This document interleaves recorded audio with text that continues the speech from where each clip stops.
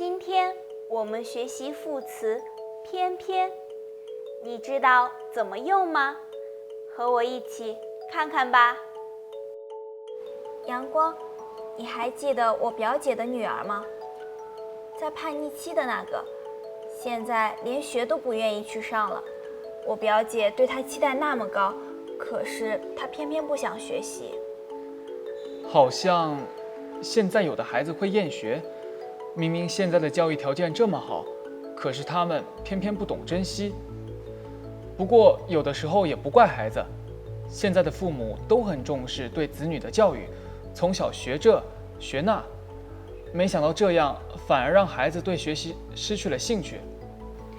我还听我表姐说，她女儿班上有个孩子压力太大，离家出走，好在被父母找到了，所以我表姐现在也不敢强迫她女儿去上学。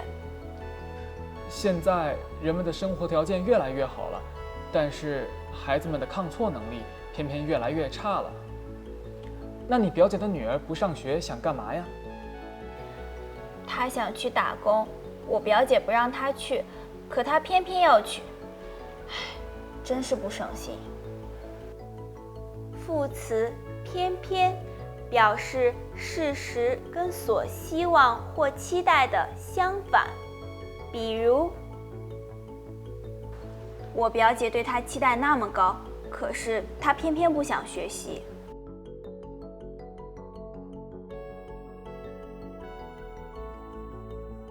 明明现在的教育条件这么好，可是他们偏偏不懂珍惜。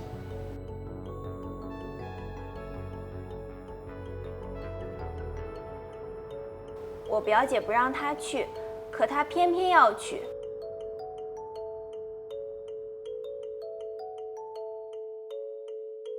你学会了吗？跟我读。我表姐对她期待那么高，可是她偏偏不想学习。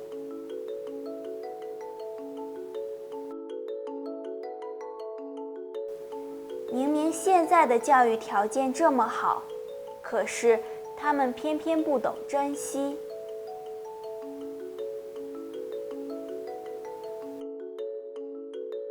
我表姐不让她去，可她偏偏要去。